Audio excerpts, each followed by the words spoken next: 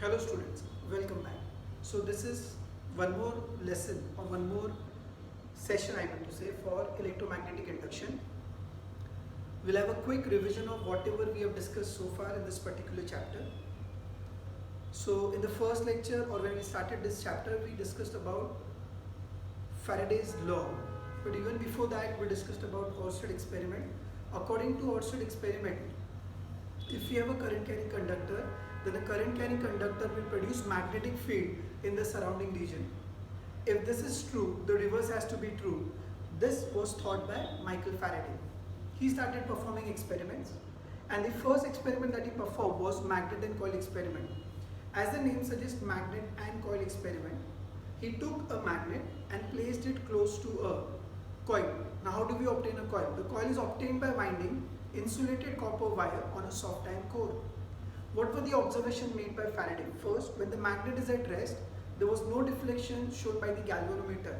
I hope you remember galvanometer is a current detecting device. So the first observation is that when the magnet is at rest, there is no deflection shown by galvanometer. When north pole of the magnet is taken towards the coil, there is a deflection shown by the galvanometer in one direction as long as the magnet is in motion. When north pole of the magnet is taken away from the coil, again there is a deflection but in the opposite direction as long as the magnet is in motion. Similarly, when the south pole is taken towards the coil or the south pole is taken away from the coil, there were deflection shown by galvanometer. However, when the south pole is taken towards the coil, deflection was same as if the north pole is taken away. Okay, same is true for the other case also. He also observed that deflection shown by the galvanometer increases when the magnet is moved faster. A stronger magnet is used, number of turns in the coil increases and area of each turn increases. To explain his observation, Faraday put forth the concept of magnetic flux. According to Faraday, if we have a magnet, then in the surrounding region a magnet will produce magnetic field. We cannot see magnetic field. So in order to visualize magnetic field, Faraday introduced the concept of lines of force. Now the number of lines of force passing normally through the entire surface is magnetic flux, and the number of lines of force passing normally through unit area is magnetic induction. And then we had a formula for magnetic flux as phi is equal to NAB cos theta. Basically it is A into B. If n number of turns NAB, every time the lines may not be normal, so we have to take that component of area vector. Hence the formula phi equals to NAB cos theta. Very important, please keep that in mind. Then in Faraday put forth two laws, Faraday's first law, Faraday's second law. Faraday's first law gives you the condition under which electromagnetic induction will take place. And the law is whenever there is a change in magnetic flux associated with a coil, an EMF is induced in the coil. Second law, the magnitude of the induced EMF is directly proportional to rate of change of magnetic flux. So these were two laws proposed by Faraday. However, we did not have information about direction of the induced EMF. The direction of induced EMF was given by Lenz. Lenz law is based on a simple idea, law of conservation of energy. Very good. Now what is statement of Lenz law? Let me tell you again, Lenz law gives you the direction. So what is statement of Lenz law? The direction of induced EMF by electromagnetic induction is such that the induced EMF opposes the cause which produces it. Meaning, induced EMF always will oppose the very cause that produces it. शायद मैंने आपको ऐसे समझाया था बच्चों कि अगर मेरे बात करने से EMF इंड्यूस होगा तो जो EMF इंड्यूस होगा मुझे बात करने से रोकेगा. अगर मेरे हैंड के मूवमेंट से करंट इंड्यूस होगा या EMF इंड्यूस होगा तो जो EMF इंड्यूस होगा मुझे हाथ को मूव करने से रोकेगा. फैन के ऑन होने से अगर EMF इंड्यूस होगा तो जो EMF इंड्यूस होगा वो फैन को ऑन होने से रोकेगा. It always opposes the cause which produces it. Then we also discussed motional EMF. ठीक है, E is equal to BLV, ऐसे हमने फॉर्मूला करा. This is when there is translation motion in a magnetic field. Then we also found formula for induced EMF when there is rotational motion. So then we also discussed power, etc. etc. So far इतनी सारी चीजें हम इस chapter में कर चुके हैं. Now आज का जो सेशन है इसमें भी हम एक और केस पढ़ने वाले हैं जहाँ पर we will be deriving formula for induced EMF. कब? Induced EMF when a magnet और coil is stationary and magnet is in motion. अब तक क्या था, मैग्नेटिक फील्ड फिक्स था और आप एक कंडक्टर को या तो ट्रांसलेट कर रहे थे या तो कंडक्टर को रोटेट कर रहे थे. So field was stationary and conductor was moving. आज उल्टा, coil will be stationary and magnet will be moving. Sir ये तो फैराडे का फर्स्ट एक्सपेरिमेंट था. वहाँ पर मैग्नेट को मैं ट्रांसलेटरी मोशन दे रहा था, यहाँ पर मैग्नेट को हम ऑसिलेटरी मोशन देंगे. So the heading is induced EMF when a coil is kept in a changing magnetic field. Induced EMF when a stationary coil is placed in a changing magnetic field.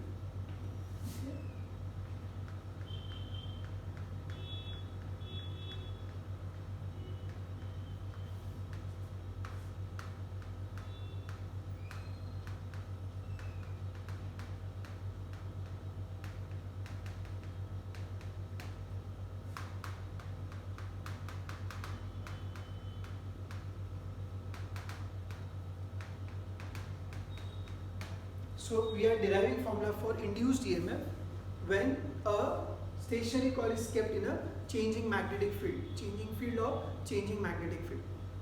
Now before I actually start with this particular experiment or derivation, there are few basic things that we need to revise. Okay? सबसे पहले बच्चों, let us go to oscillation chapter. Okay, thank you. We'll have a quick revision of one concept from oscillation chapter. देखो क्या था वो. Now I hope you all can see. Yes, you can see. So this is a rigid support, for example. Okay, it's a rigid support. ये rigid support से suppose ऐसे एक thread है. हाँ, pendulum की बात कर रहा हूँ. और ये pendulum को I am going to disturb या displace. So if I displace it, क्या होगा? ये pendulum इस तरफ एक एक्सट्रीम पोजीशन तक जाएगा और सिमिलरली हम बोल सकते हैं कि वो सेकेंड टाइम भी एक एक्सट्रीम पोजीशन तक जाएगा. सो ये तीन वर्ड में वापस से आपको रिवाइज कर रहा हूं. This is mean position, this will be extreme position और you can say left extreme position and this can be written as right extreme position. So mean position, left extreme position है, right extreme position. अब बच्चों जब आपने oscillatory motion पढ़ा था तो आपने ये वाला ऑसिलेशंस पढ़े थे along a straight line, linear simple harmonic motion. एक और टर्म था एंगुलर एसएचएम. सो अगर मैं एंगुलर एसएचएम के टर्म में बात करूं, सुनो बच्चों, दिस इज मीन पोजीशन. एक रेफरेंस लाइन हम लेते हैं ऐसे. सो इनिशियली उस रेफरेंस लाइन जो मैंने डॉटेड मार्क करी है बोर्ड पर, in case if you are not able to see I extend it. So ये जो रेफरेंस लाइन है उसके साथ पेंडुलम का एंगल 0 है. So I would say at mean position angular displacement is 0. Displacement आप जानते हो, we are measuring in terms of angle. So I say angular displacement is 0. फिर यहाँ पर जब वो आया, सो एक्सट्रीम पर एंगुलर डिस्प्लेसमेंट आप जानते हो, आई वुड से इट इज 90. मैं सिर्फ मैग्नीट्यूड की बात कर रहा हूँ. ये 90 और इस तरफ भी हम 90 लिखते हैं.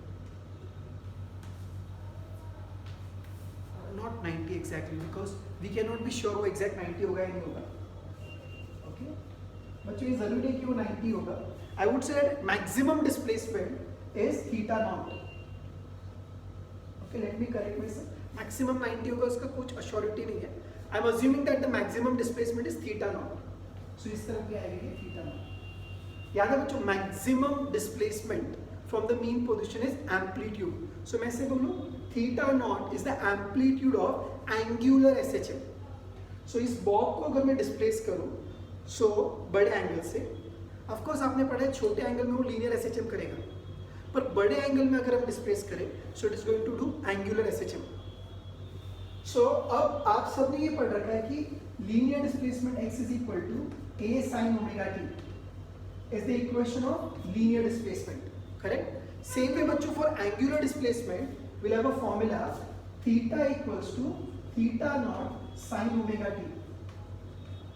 ठीक है, तो थीटा नॉट फिर से एक बार क्या है बच्चों, theta naught is the angular amplitude. It is the angular amplitude, maximum displacement. Okay, अच्छा आपको ये भी याद होगा बच्चों, ओमेगा को हम 2 पाई बाय t लिख सकते हैं जरूरत पड़ने पर. फ्रॉम सर्कुलर मोशन या from rotational dynamics you know that omega is 2 pi by T, very simple and a common formula. Okay, एक और बात बच्चों जो इस चैप्टर में हमने पढ़ी थी, उसको मैं मैथ्स का जो डेरिवेटिव का चेन रूल है कॉम्पोजिट फंक्शन का, उससे रिलेट कर रहा हूँ। कुछ नहीं समझा, टेंशन मत लो। EMF is given by d phi by d t बराबर इन मैग्नीट्यूड। क्या इसको ऐसे लिख सकते हैं, d phi by d theta into d theta by d t if required. जरूरत पड़ने पर हम ऐसा लिख सकते हैं। I hope you all can see, yes you can see. EMF is d phi by d t, है ना, ये फैराडे का सेकेंड लॉ है, बट इसको ऐसे लिख सकते हैं d phi by d theta into d theta by d t, chain rule of composite functions. Okay, कुछ बातें फिर से एक बार बच्चों, अगर एंगुलर मोशन होगा टू एंड फ्रो टाइप्स का, तो हम उसको एंगुलर SHM कहेंगे। At mean position angular displacement is 0। Extreme पर मैक्सिमम होगा, वो मैक्सिमम मैंने थीटा नॉट लिखा। आई वुड अगेन रिपीट, 90 जरूरी नहीं है, I am taking that as theta naught. Equation होगा theta equal to theta naught sine omega t, omega is 2 pi by capital T. EMF इस chapter में पढ़ा हमने is d phi by d t which can be written as d phi by d theta into d theta by d t. ऐसे क्यों, तो time आने पर मैं आपको समझाऊंगा। नाउ फिर से हम फोकस करते हैं हमारे आज के लेक्चर पर, जहां पर हमको क्या पढ़ना है, what happens when we keep a coil, stationary coil in a changing magnetic field. अब कॉइल है और मैग्नेटिक फील्ड है बच्चों, देखो। सो कॉइल कहां पर है, as you can see on the board, ये जो स्ट्रक्चर आपको दिखाई दे रहा है, दिस कार्ड पेपर से जिसको मैंने रोल किया हुआ है, वो एक कॉइल है। And if you can see, I will just show you, yes can you all see, इसमें से एक मैग्नेट बाहर आता हुआ आपको दिख रहा है, yes can you all see, very good. So ये जो डस्टर है वो मैग्नेट का रोल प्ले कर रहा है। सो इसमें से ऐसे अंदर जाएगा ये, फिर ये यहाँ से ऐसे बाहर निकलेगा, फिर ये ऐसे अंदर जाएगा और फिर ये ऐसे बाहर आएगा। सो इफ यू, अगर आप अच्छे से समझो तो हम इसको ऐसे कह सकते हैं बच्चों कि हमारा जो डस्टर है वो ऐसे और ऐसे मोशन करने वाला है। सो जो डस्टर होगा बच्चों वो क्या करने वाला है, वो ऐसा कुछ करने वाला है, इसलिए ये रिलेशन हमारे लिए इंपॉर्टेंट है। पहले बताओ ये बात समझ में है, ठीक है। सो आपकी कॉइल वहीं की वहीं पर है, ये मैग्नेट इसमें से स्मूथली पास करेगा, फिर इसमें से ऐसे पास करेगा, ठीक है। आगे क्लियर, चले आगे। सो मैग्नेट, हाँ, जब आप ये लेक्चर देख रहे हो बच्चों, तो जो टेक्स्ट बुक है आपकी 12th स्टैंडर्ड की, उसको सामने रखिए, आपको सर्किट डायग्राम और ये वाला डायग्राम वहाँ दिखाई देगा, ठीक है। This is just so that we can visualise very easily, okay. इस अरेंजमेंट की रिक्वायरमेंट वही है। सो यहाँ पर वापस से एक बार बच्चों, व्हाट इज दिस, एक कॉइल है जिसके अराउंड 10,000 टर्न्स है और ये कॉइल फिक्स है, और ये जो आपको दिखाई दे रहा है it's an aluminium frame, arc है जो रिजिड एल्यूमिनियम फ्रेम है, उसके सेंटर पर अगर आप देखोगे बच्चों, इस पूरे आर्क के सेंटर पर हमने एक परमानेंट मैग्नेट को फिक्स करा है। सो अगर मैं इसको एक्सप्लेन करूं, इस अरेंजमेंट को आप अगर एग्जाम में एक्सप्लेन करना चाहोगे तो क्या क्या लिखोगे। So we take a permanent magnet, okay. So यहां पर we have a permanent magnet,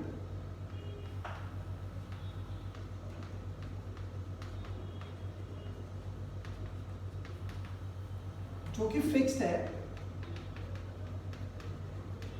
eight centre of a semicircular arc.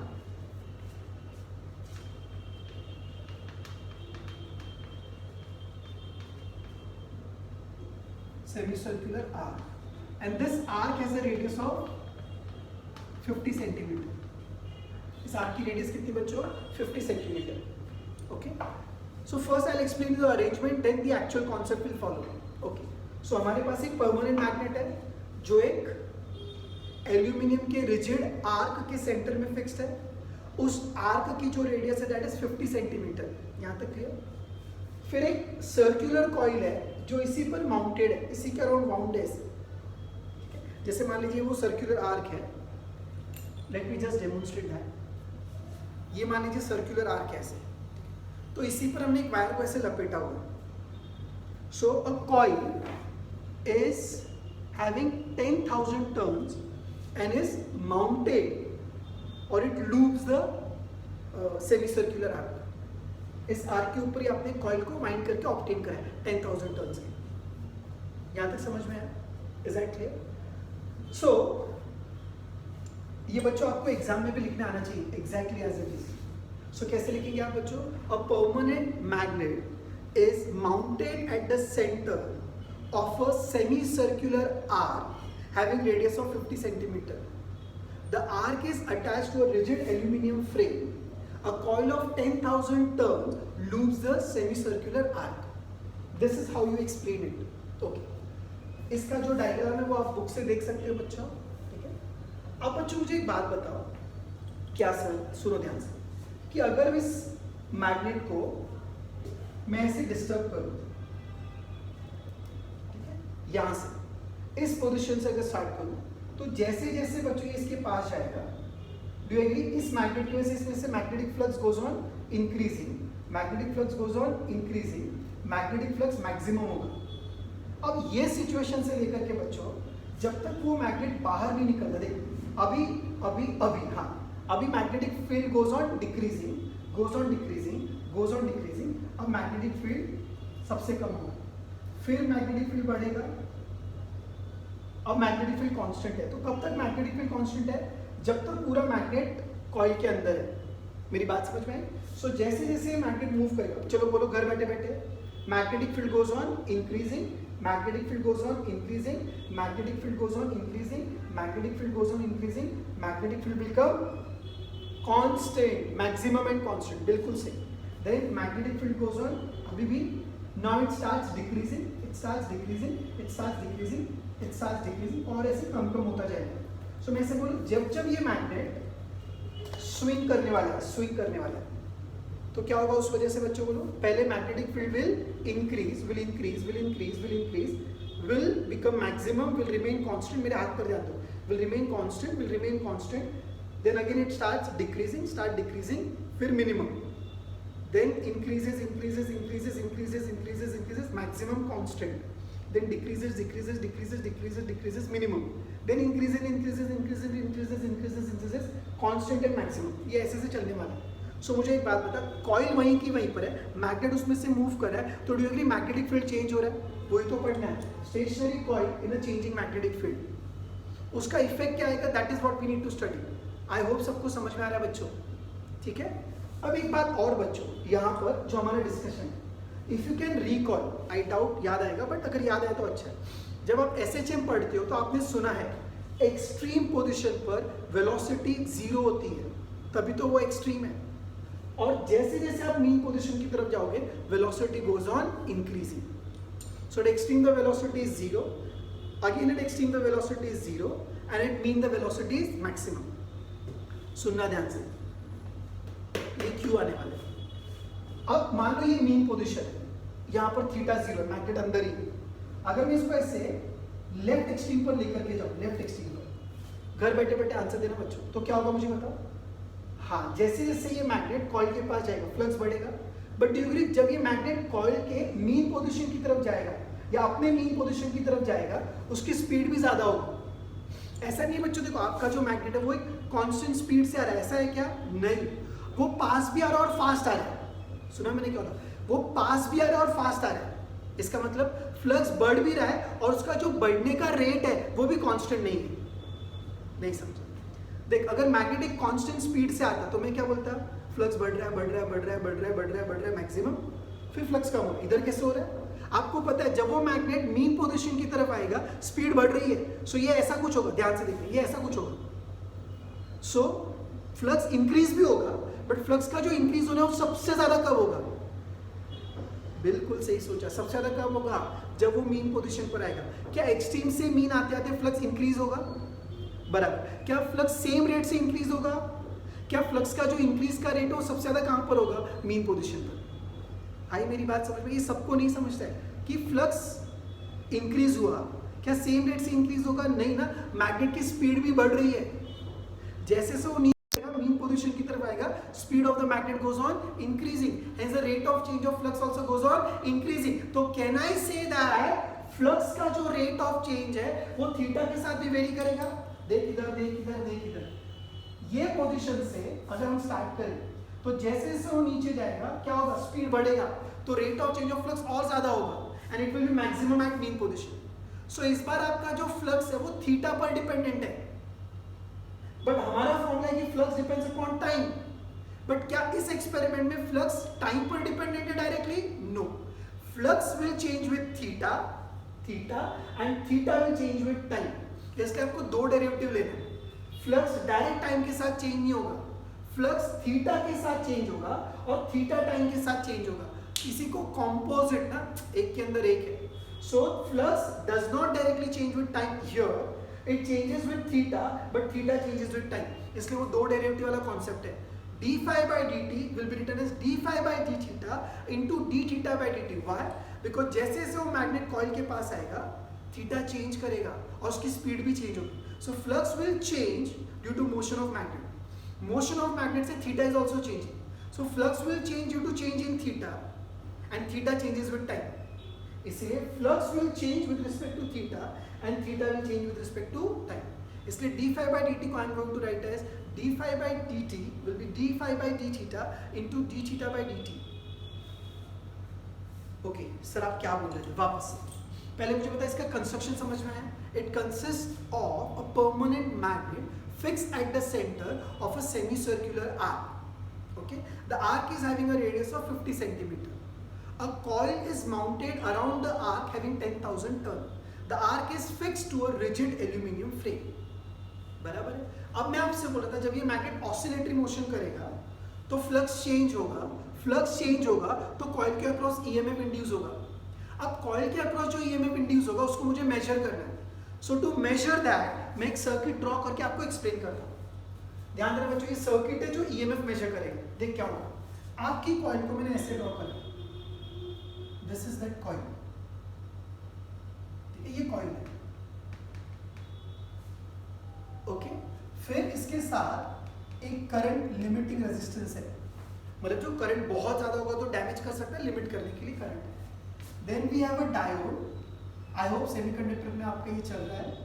And then parallel to this you have a capacitor and here we have an ammeter और मिली ammeter. Current छोटा होगा इसलिए. मेरी बात समझ में है? ये एक सर्किट है. So you have a coil, this one, ये coil, milli ammeter to measure current, capacitor जिसको कॉइल चार्ज करेगा. कैपेसिटर याद है, विच स्टोर्स एनर्जी, वो चार्ज होता है. हाँ, एक डायोड, उसका मैं काम बताता हूँ. And then you have a voltmeter also here. This voltmeter is going to measure potential difference across the capacitor. Voltmeter क्या करेगा? It will measure potential difference across the capacitor. सुनना ध्यान से. कॉइल के अक्रॉस जो ईएमएफ इंड्यूस होगा वो capacitor को चार्ज करेगा. कैपेसिटर जब चार्ज होगा तो उसके पास वोल्टेज आएगा.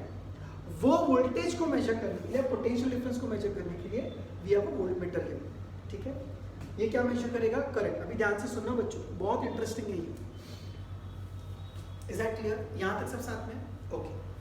अब बच्चों क्या सर मैं बताता हूँ, जो मैं आपको ओरली बता रहा था मैग्नेट के मोशन की वजह से, जैसे जैसे मैग्नेट पास जाएगा फ्लक्स विल इंक्रीज. सबसे ज्यादा कब होगा? जब मैग्नेट कॉइल के एकदम नजदीक होगा, थीटा इक्वल टू 0 पर जाएगा और फिर वो डिक्रीज होगा. इसको ग्राफिकली कैसे करेंगे? चलो, सो एक काम करते हैं बच्चों.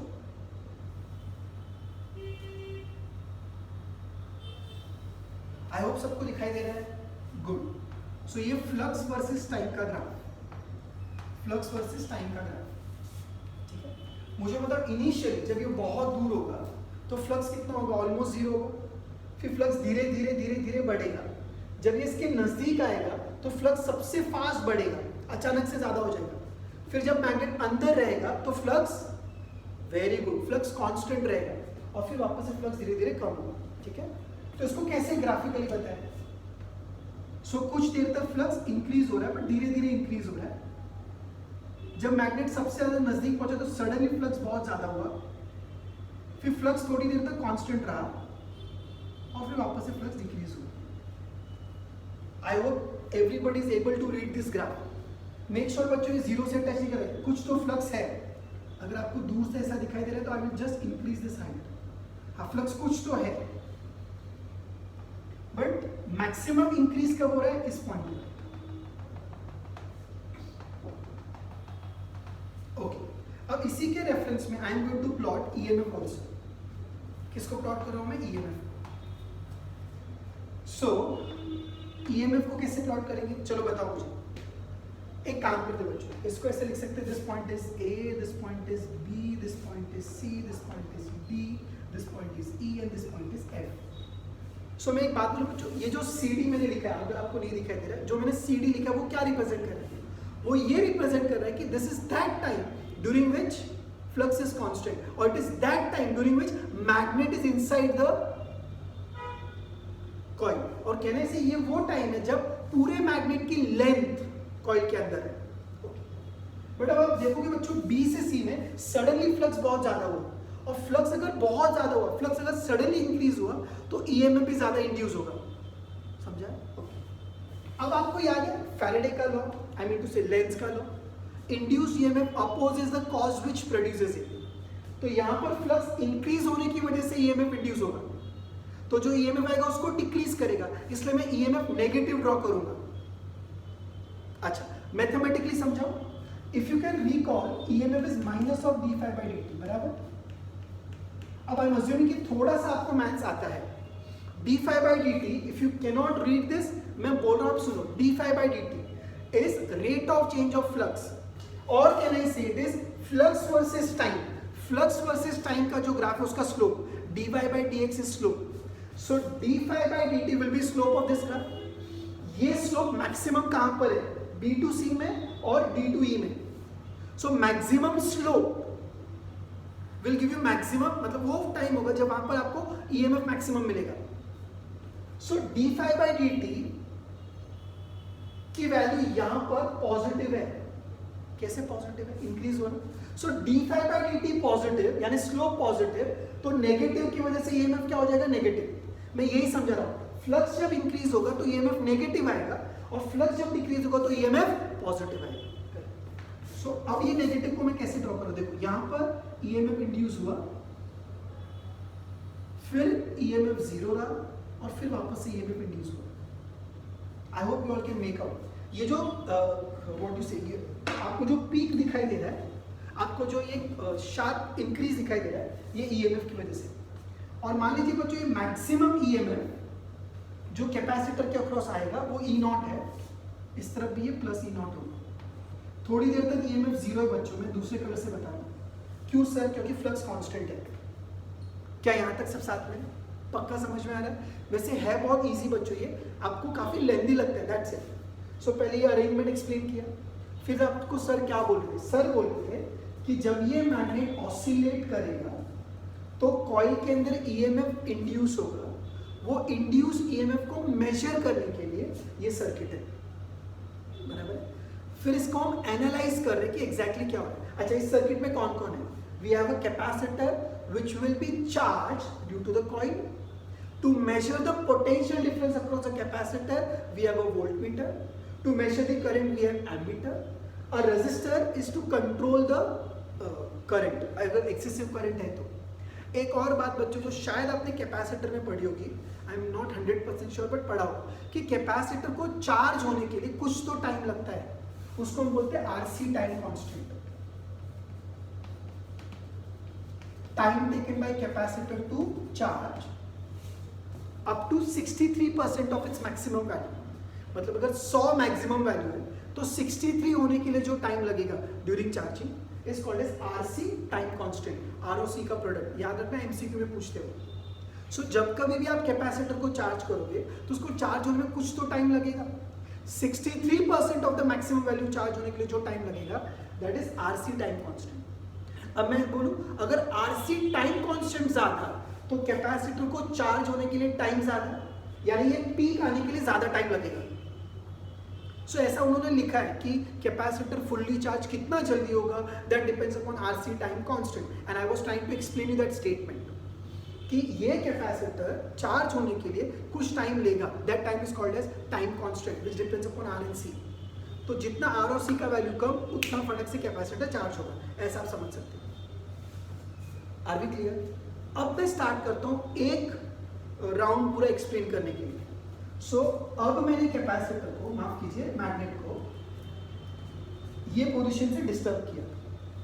जैसे जैसे मैग्नेट कॉइल के पास जाएगा, yes, flux goes on increasing, फटाफट increasing. Now flux will be maximum and constant, maximum and constant. Flux starts decreasing, flux starts decreasing, और फ्लक्स यहाँ पर मिनिमम हो जाएगा, फिर से फ्लक्स बढ़ेगा। सो अगर ये मैग्नेट ऐसे ऐसे करता रहेगा, सो फ्लक्स कम ज़्यादा होता रहेगा और ईएमएफ इंड्यूस होता रहेगा। अब बच्चों आपको समझने वाली बात ये है, सुनना ध्यान से, कि जब ये मैग्नेट इसके नजदीक आ रहा है तो फ्लक्स इंक्रीज हो रहा है तो ईएमएफ नेगेटिव आएगा।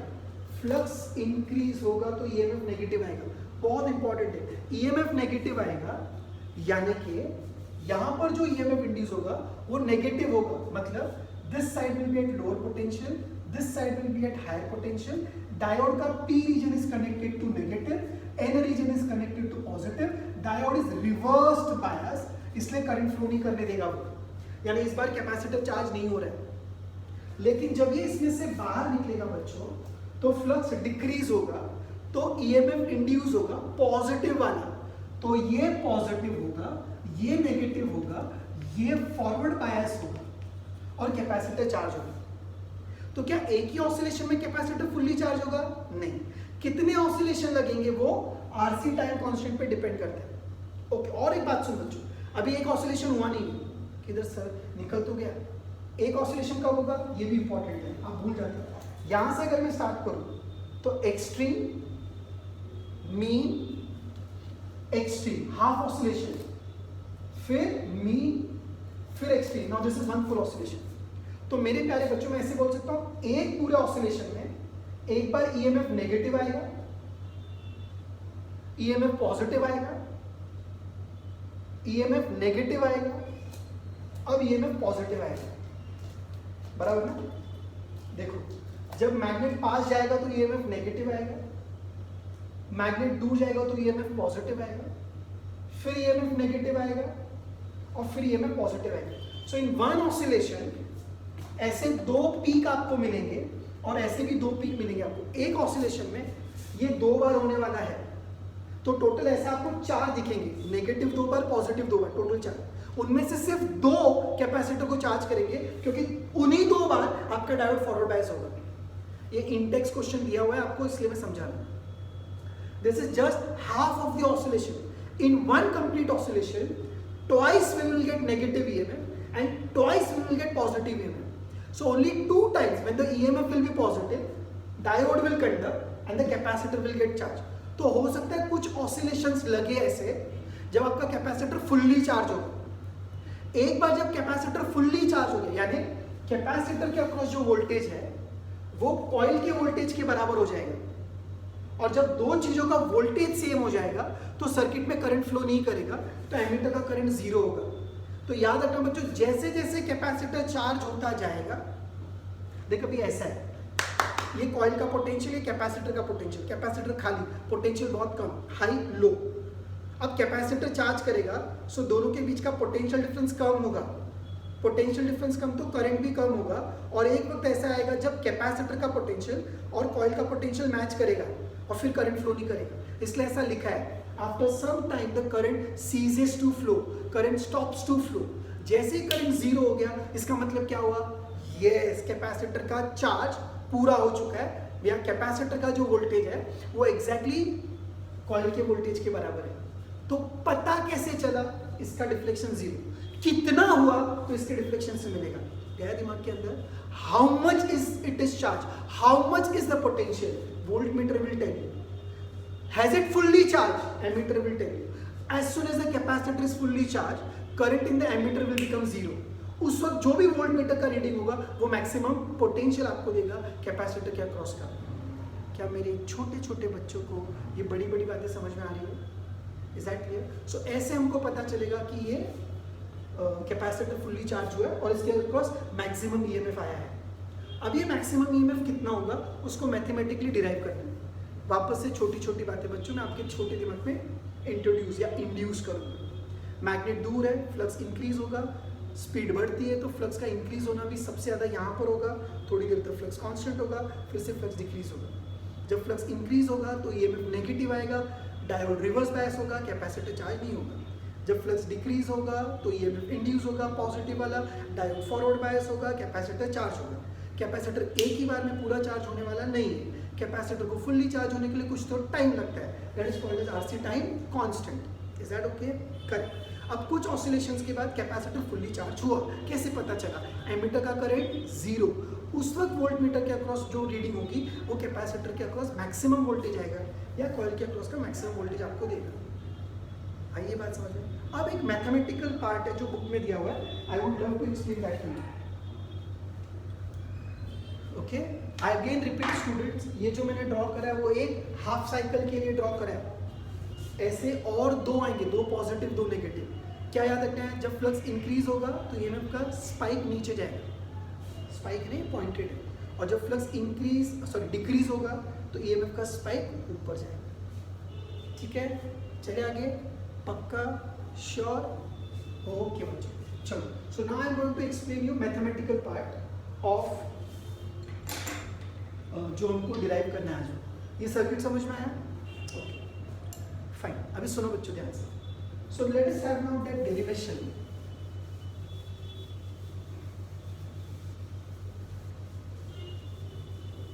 तो ये तो समझ में आया बच्चों को कि ईएमएफ इंड्यूस हो रहा है, और हम सबको पता है कि जो ईएमएफ इंड्यूस होता है, for that the expression is given bye E is equals to d phi by dt in magnitude. So can we write it as d phi by d theta into d theta by dt? Correct. अब मुझे बताओ, अगर मुझे EMF maximum चाहिए, maximum, ये maximum कब होगा? जब ये वाला टर्म मैक्सिमम होगा। क्यों सर? क्योंकि मैं फिर से फ्लक्स यहाँ पर चेंज थीटा के साथ हो रहा है। So for EMF to be maximum, flux का थीटा के साथ वेरिएशन मैक्सिमम होना चाहिए, और वो मैक्सिमम कहाँ होगा? एक्सट्रीम पर या मीन पोजीशन पर? Mean position. अब मुझे बताओ मीन पोजीशन पर थीटा कितना? 0। दिमाग को बैठा है। So this will be maximum, d phi by d theta is maximum at theta equal to 0, that is near mean position.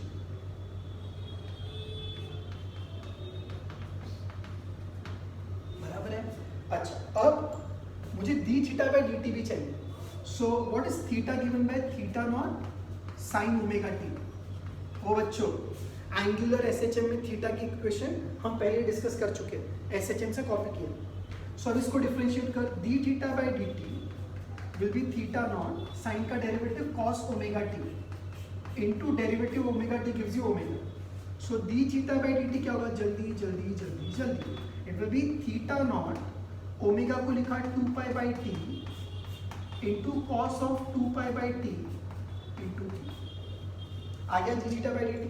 अब सोच, अगर ये वैल्यू मैं सब्स्टिट्यूट करता हूं, if I substitute this and this in this equation, let's see what do we get. अगर मैं इनको सब्स्टिट्यूट करता हूं तो देखो हमको क्या मिलता है। हमको मिलता है E का जो मैक्सिमम वैल्यू आएगा d theta by d phi by d theta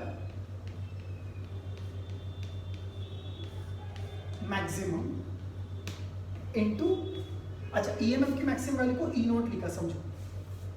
याद है कैपेसिटर को चार्ज किया तो एक स्पाइक आया था, वहां E नॉट लिखा था, that is maximum value of EMF. What is theta not? Maximum value of theta. What is E not? Maximum value of EMF. So maximum value को E नॉट लिखा, d phi by d theta maximum into d theta by dt। Let us copy that. So theta not 2 pi by t into cos